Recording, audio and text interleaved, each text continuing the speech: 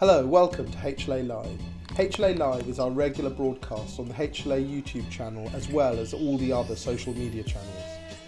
Each week we talk to interesting people from across the HLA community. Good evening, everyone. I am really excited to be chairing tonight's meeting. Hi, I'm Rosie Spooner and I'm hosting HLA Live this Wednesday. And I'm an HLA scholar and I'm also going to be your host this evening. To share with us their ideas and their innovations and hopefully bring them to a global audience. Quite quick, we have ideas, let's do this, let's do that. So many of the topics come from our community, with scholars and faculty expressing an interest in many of the discussions that we're about to have. Hello everyone and welcome to the HLA Live session on widening participation in the postgraduate realm. Homelessness and health. Addiction and the new normal. HLA programs are built on 6 pillars. The leader is an innovator and entrepreneur. The leader is a communicator. The leader is a manager. The leader as a negotiator. The leader as a follower. And the leader as a philosopher. If you are interested in becoming a HLA scholar, why not get in contact? Many of the episodes in HLA Live will cover one or more of these important pillars.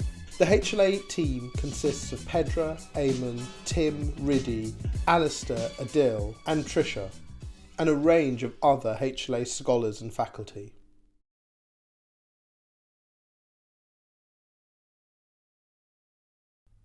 An open-sourced, independent, evidence-based educational model.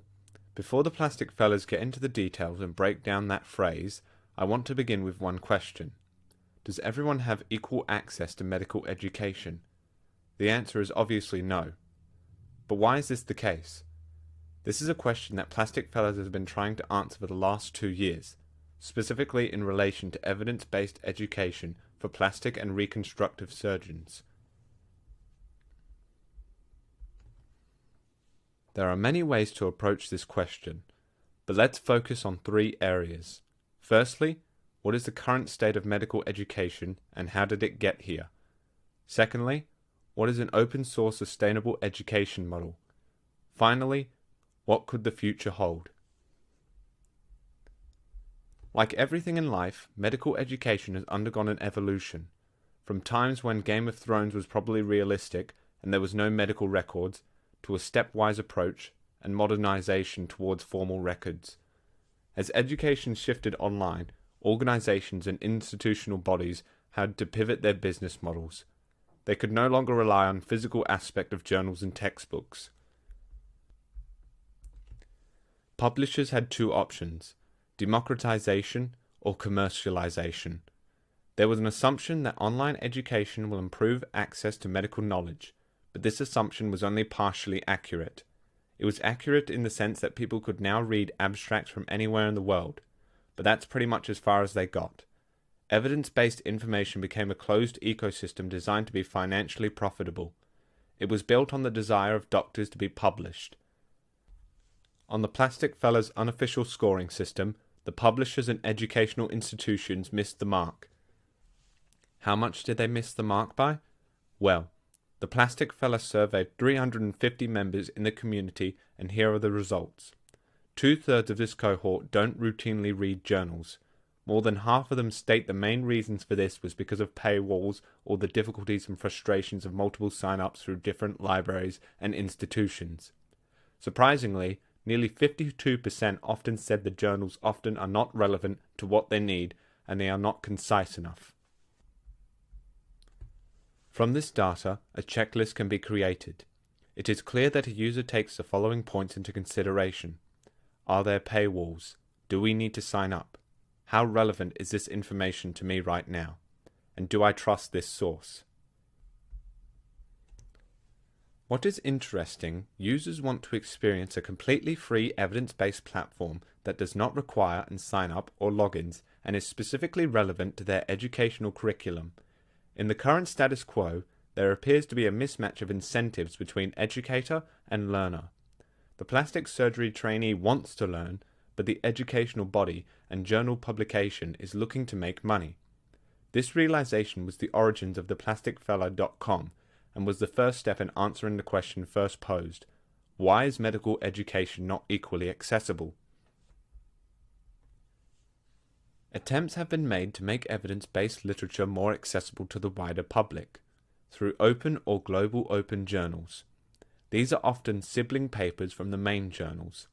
On first glance, it seems like a great concept by removing paywalls and giving more access to readers. But obviously, that revenue stream needs to be replaced, so instead they charge the person or department submitting the project. Some have suggested this business model, if you could call it a business model, is borderline predatory. Nonetheless, it is an example of another misalignment of incentives. A lot of this boils down to a term coined by the plastic fellas called Research Industrial Complex Hack, which simplifies to rich. Essentially, the publication process is a multi-level money-making scheme that benefits the publisher companies, not publisher individuals. Publishers rely on free, user-generated content, which they make money through paywalls/subscriptions, open journals, free reviewers who volunteer, ads, and grants. In the publisher's eyes, it's perfect, but it's not. The publishing companies are taking user-generated, usually government-funded content and charging those same researchers/institutions to access it, whilst getting a lot of their review work done for free. Looking at this pathway, all $ leads to the publication and nothing is really flowing downstream. Despite evidence-based content being created by doctors and experts, they cannot freely access their own work. The irony. Trying to address that or fix that in some way feels like a meaningful problem to solve, and there's people who need that problem to be solved. But it's no quick fix. From an educational platform point of view, it's just an interesting problem solve. It's an interesting challenge to work on, and a challenge the plasticfellas.com is taking on by developing an open-sourced educational model, which brings us to our second point. Here is one solution. An open-sourced, independent educational model. It's not a business model, it is an educational model. Usually, when I tell people the Plastic Fella is open-sourced, the first question is, what's that? And the second question is, why on earth would you do that? Open source is a phrase Profella stole from the tech world. Let's make it normal vocabulary in the education world. It is a term that originally referred to open source software. Open source software is code that is designed to be publicly accessible. Anyone can see, modify, and distribute the code as they see fit. It is developed in a decentralized and collaborative way, relying on community production. Open source software is often cheaper, more flexible, and has more longevity than its proprietary peers, because it is developed by communities rather than a single author or company. This is the future of plastic surgery. So what does this mean in practical terms? Essentially, the Plastic Fella does not copyright. When the community creates content, they still own the content. Unlike journals, which take full ownership of their hard work, the content exists by itself. No one owns it. Open source has become a movement and a way of working that reaches beyond the for-profit educational companies. It is independent. This leads us to the discussion what it means to be independent. For the Plastics Fella, independence refers to both its users and its business model. From a user perspective, they own their work and their data. From a business perspective, the Plastics Fella does not seek any government funding or educational funding. It does not look to partner with medical device manufacturers or seek sponsorships. In the business world, it would be defined as bootstrapping a business, an extreme form of it. This is the only way to be truly independent and ensure that your incentives align with the incentives of a learner.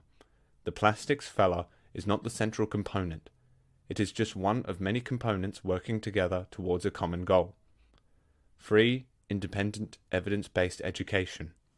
When people hear this, the question often asked next is, so how does the Plastic Fella stay afloat? This is where the sustainable principle comes into play.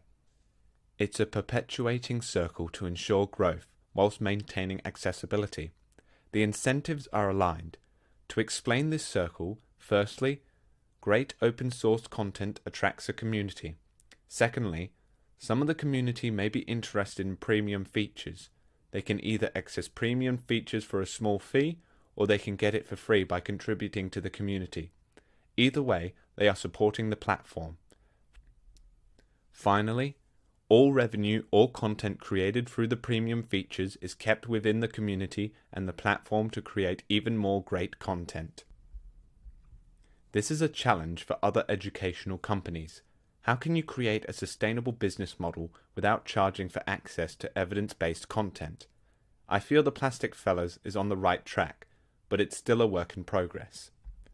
So what are the premium features? Coach is an example of one.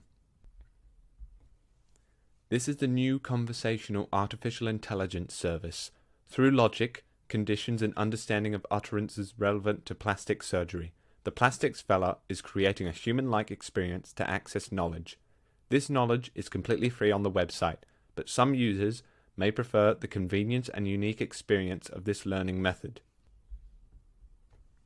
In the future, the Plastics Fella will hopefully be an incredible community of open source contributors from all over the world who graciously volunteer their time and their knowledge. Many journals are currently quite good at creating the sense of community through social media. The irony of it all, though, is that they provide links to content that is behind a paywall of subscription. Without open source, there will always be paywall and sign-ups required to access even the most basic plastic surgery knowledge. I decided that owning the work of other people was not for me, and it didn't excite me very much. The answer is that you build the best thing possible for users, students, educators, and the team, and something that you're happy to work on every day because it feels good and it feels like it's beneficial for you, for the people you're around, and for the world you live in. ThePlasticFella.com is not a revolutionary idea. It's just a good idea. Thank you to everyone that made tonight's episode possible. Whenever our scholars are thinking about complex problems facing our health systems, we encourage them to think about how they make significant change in the world of healthcare. We are incredibly lucky to have some incredible scholars in the HLA. They use the HLA as a platform to take their ideas and bring them to fruition. If you are interested in the work of the HLA, why not join us at one of our future HLA events? Why not join one of our programs? Why not even become a HLA scholar? Thank you for joining us. My name is Johan Marlwaner, the Director of the HLA, and it's a good night from all of us.